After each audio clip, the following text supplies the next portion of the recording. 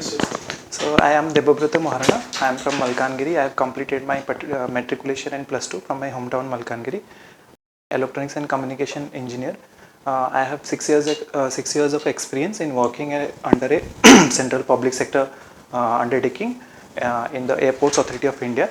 Currently I am working as assistant collector in the office of sub collector Bhuvanipatna, Kalahandi district. You are an engineer.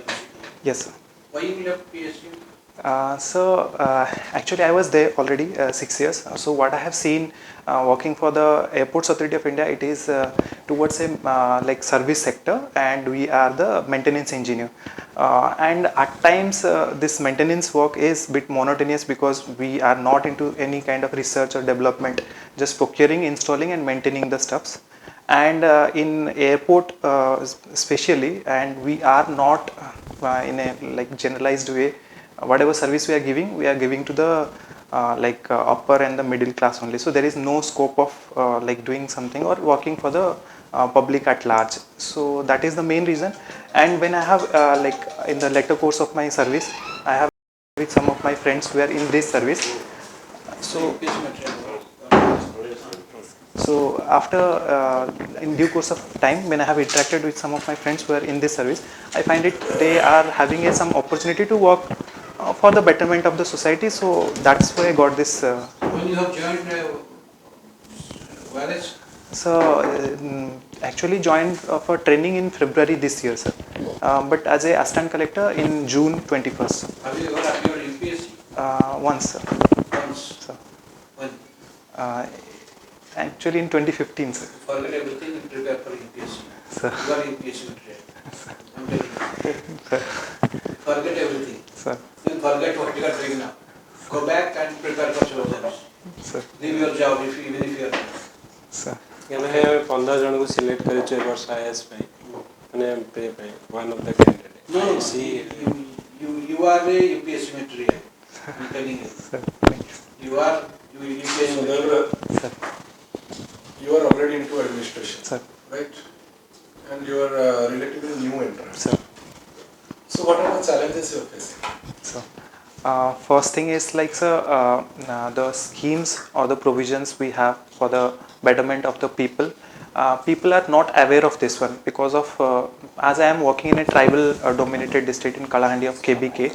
So people, it's very difficult at times to make them understand, okay, provisions are there, you need to rely on the government, or sometimes they are going for that like they are relying on some middleman for say any grain procurement, for any kind of, suppose it's simple, one someone wants to apply for a voter ID, then also they are going for a middleman, so they are taking them some bribes and they are filing the form. That can easily be done by a BLO that is being appointed by a government.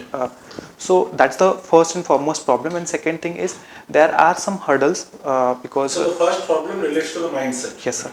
So, people are not aware of that. Second is because as the peoples are not that educated, so whatever suppose we are bringing some type of skill training nowadays, suppose OLM is there, we are giving market access with the ORMAS.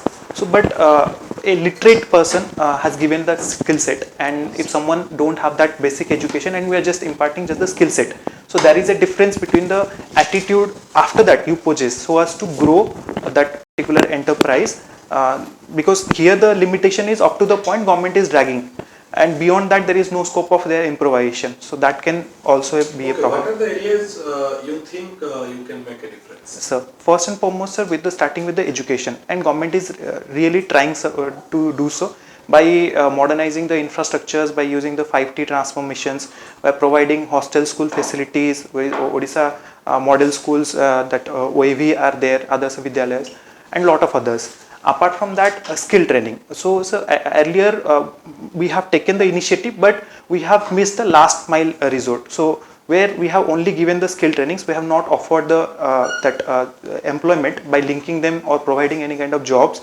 At some point of time, if they are skilled, they want to do something also, they don't have the finances. So the market linkage was missing. And at times, if everything is available, then also the market linkage is missing. End of the day, they have to sell their product to the middlemen, where they are not getting the 100% output. So this is something that will empower both educationally and economically, and finally the social empowerment can also be done. Apart from this health side we have to take care of, because the IMR and MMR and nutritional issues, especially among the women's, the anemia problem, that malnutrition. So for that we have ICDS, and government has taken up recent schemes like supplementary like feeding program, take home ration, Chatua program, even this Postan tracker recently going on, so as to, like, we are using the digital technology so as to have a better tracking of the schemes. So at which this. district you belong to? I am belong to Malkangiri, sir. Malkangiri. Sir. So what are the three positives of your district? Sir, first and foremost is the forest cover, sir. We have 58% of forest cover. Government is trying to implement 33% as per the national forest policy. We have almost double the forest cover. Second is our indigenous people. No doubt, we from this side, if you will see, it is a drawback because the literacy is less and all. But if you will see in a sustainable way, if we are able to make them literate and provide them a sustainable employment, so they will be the protector of the nature, because they don't exploit the nature for the economic benefit. How do you define sustainable development? So, sustainable development is a kind of development where we not only fulfill our, like, for fulfilling our present demand, we don't exploit the nature to such end that the future generation will be their aspiration will jeopardize. We are not doing so. So first time the definition is given by Brundtland Commission 1987. So like that, sir. On environment and yes, sir. That is socially, economically, and environmentally. okay, what are the three basic aspects of sustainable development? Sir, that is what I just told, because we have to be like environmentally sustainable. We have to be sustainable in the sense whatever we produce, that should fulfill our. Yeah, that's the definition the way you have defined. So, now I am telling about what are the three basic, how you can get there. Okay, sir. So we have to check the exploitation of the like whatever the resources we have. We should check the exploitation. We should go for the sustainable, like renewable things, and the mindset and the perceptions of the people at last. So that needs to be changed, because government is trying to implement like zero plastic policy, but still we are using without the knowledge of in a backhand we are using that. So that is not going to achieve the whole effort of the government. Is there any relationship between sustainable development and development communication? Sorry, sir. Development communication, I am not able to get. You have not heard of development communication? No, sorry, sir. In any government projects, development planning, you haven't heard of that all? No, sir. Communication for development, development communication. Okay, sir. Sorry. Common sense, communication for development, development for communication. So you are aiming at, just now you mentioned that Sir. we are aiming at behavioral changes in Yes, sir. people, Yes, sir. changes in their mindset, Sir. so that there can be public participation Yes, sir. and cooperation in the process of development. Sir. Because without public participation and cooperation, no development initiative can ever be feasible. Yes, sir. So this is the job of communication for development. Okay, sir. And being an assistant collector, Sir. this is your job to mobilize the basic resources of your area Yes, in sir. favor of development. Sir. Right? Sir. Okay, sir.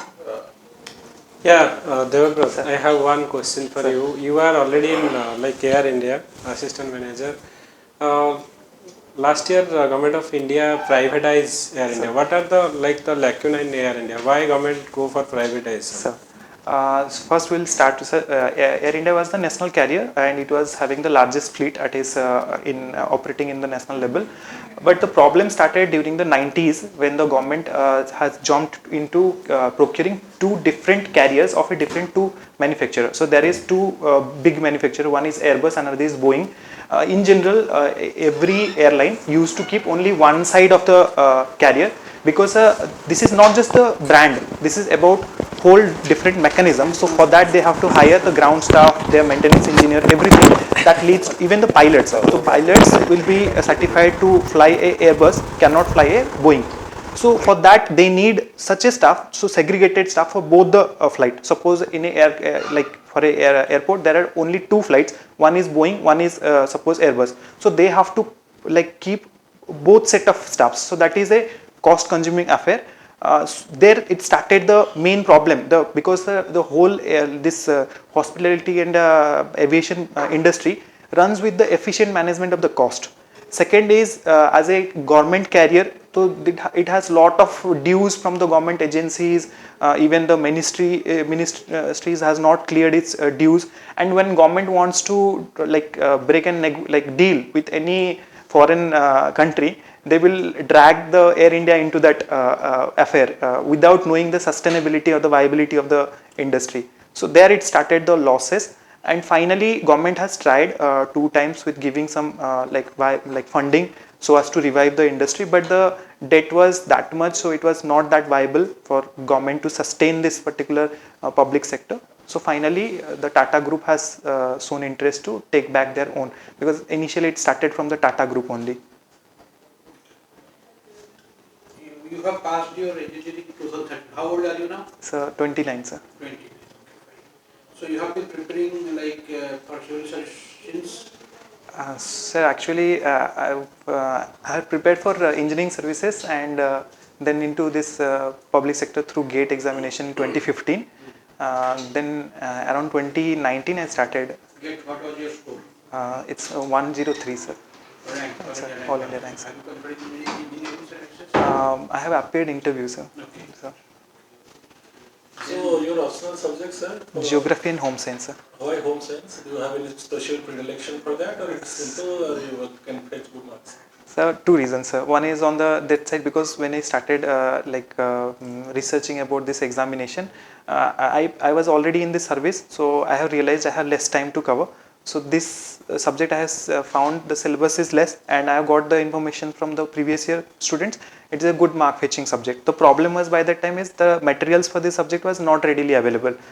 But I thought like, okay, I can do Googles and rely on the internet sources, and afterwards when I gone through the syllabus, I found some of the areas. For say in the paper 2 there is one there is a whole section that is extension education. So finally, sir, that is the only thing we are going to do in this this particular job. So you belong to engineering background. Sir. Do you find some engineering in home science? Yes, sir. If you'll see, there are some calculations from